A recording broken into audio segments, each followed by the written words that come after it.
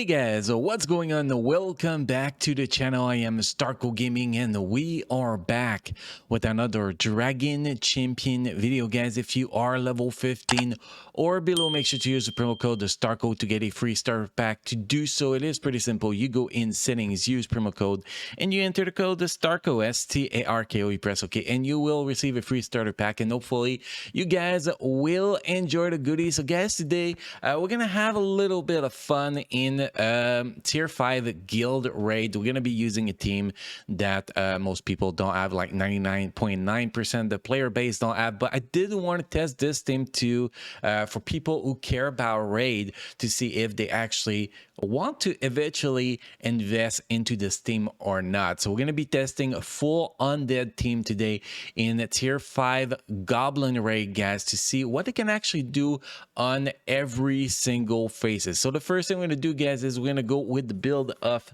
all 5 of them. The leader we're going to be using is actually, I think it's Victoria. Yes, Victoria actually lead applied to all undead. So we're going to be using Victoria as lead with Mekrat, Shaya, Tombi, and King Z. Tombi is the healer, King Z is the tank, and then we have the 3 DPS as Mekrat, Victoria, and Shenya. I think Tombi is the healer, right?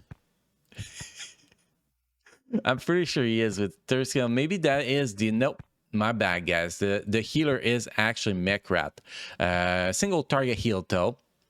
Mekrat is a healer, Tombi, Victoria, and Shaya are the DPS, and then King Z is the tank. So we're gonna go quick through the build, and after that I'm gonna share some of the feedback that I got in testing them in phase 1, phase 2, and phase 3, and then we're going to be showcasing the gameplay. So the first dude is Mekrat. We're going to take a look at, he has a leadership ability too, but his leadership ability is not good for undead. See, it's increased potency of all goblin by 10% for each healer or mage, which only applies to pretty much just himself. So it is definitely not a good leadership for this team, so we're not going to be using this leadership.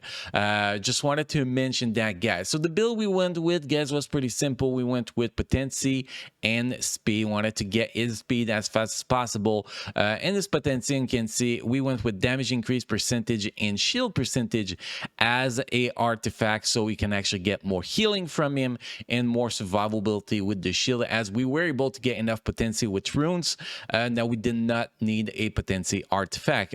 So if we look at the stats here with the runes, we are running with the stats that are very important: speed and potency. 301 speed, 148.94% potency, which is definitely all that we need with this dude and to actually get a good job. The next characters we have is Victoria. Victoria is our leadership. We're going to be using all eye undead gain 30% lifesteal, and all eye undead gain shield equal to 50% of their maximum health for killing an enemy. Ghost gain 50% potency and 50% physical and magic damage instead. So this is the leadership I'm going to be running with. The build we went with was actually critical chance and critical damage, although we were not able to get as much critical chance and critical damage as we want on our builds. Our damage is not going to be that great. And artifact, we went with critical damage percentage and shield percentage, although I still went with critical chance percentage, so we can actually get that close to that 100% critical chance. But that is what I went with, guys. If we look at the stats here, you can see critical chance 66.53%, critical damage 229.79%. Just keep in mind, guys, that we are running without blessings on the test server, so we are losing a lot of stats. If we were to upgrade the blessings on the test server, well, we will have much better stats on those characters. And the speed, we went with 231 speed and still 100% potency, because she still have debuff she wants to apply, so having potency around 100% on her was actually useful. Next characters we have is Shaya. Shaya is going to be built with speed and potency. Could probably build her for damage too if we wanted to, but I wanted her to be able to apply all or debuff and to be as fast as possible. Artifact, potency, shield percentage, that is what we went with. If we take a look at the stats, stats here, we still were able to get 65.47% critical chance without critical chance anywhere, which was pretty great. But what's really important is potency 147%, which is very solid, and 262 speed.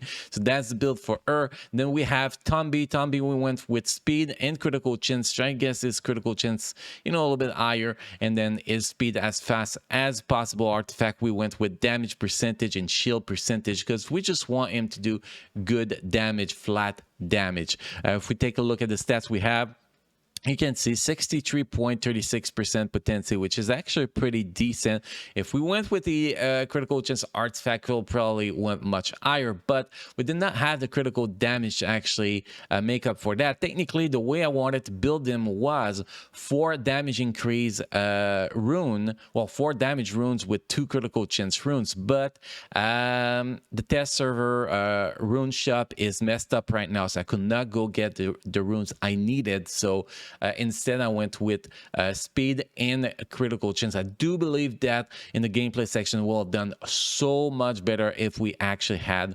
damage runes instead of speed. But still, we got him to 274 speed, or her. I don't know if it's him or her, but anyway. And then we have 6,790 magic damage. We could have went with over 7,000 damage if we had damage runes. That would have been amazing for this character. And then the last characters, we have the defender, which is what's his name, Kingsley. Obviously tenacity all the way, but also we want to get his potency because he does apply some debuff, which is very useful. I think it's from the 3rd skill. Yeah, see here, slow to everybody. So it's very, very, very important. Well, so inflict damage increase and slow for 2 turns for each ally undead. So each ally, we have 5 undead, so 5 enemies are gonna get damage decrease and slow. So that is a very, very very important. So we went with tenacity and the potency to make sure we can actually do that. The artifact is potency and tenacity, the best artifact for characters like him. The stats is going to be pretty simple. You're going to see here we have as much shield as possible, 97,000, 189 speed, which is great for a tank, and 106% potency and 180% tenacity. So that's kind of the build we have on these characters. Now, if we talk about Goblin Raid, guys, before we jump into that, I gotta admit, I was really disappointed with the performances we got. Again, if we actually had blessings, if we actually had a better build on my Tombi to do more damage, I think we could have done a little bit better, but not as good as I wanted for a team that is so hard to get. The hardest team to get in the game, actually. 5 legendary characters that are non-formable. So I expected more than them. Although they are great in PvP content, Battleground, Arena, they're gonna get a very solid job done.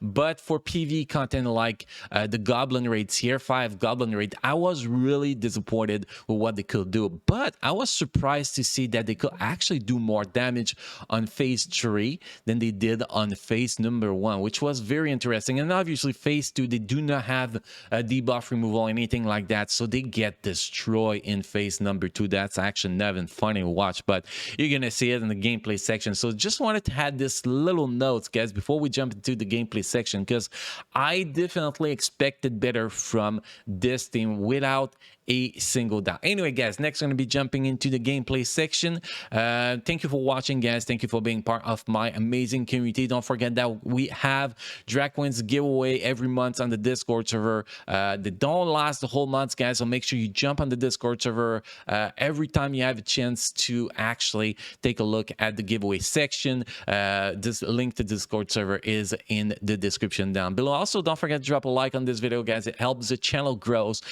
which brings more better giveaway, better content to the channel, obviously. Anyway, guys, again, thank you for watching. Y'all keep enjoying playing Dragon Champion, and I will see you guys again in the next video. Thank you.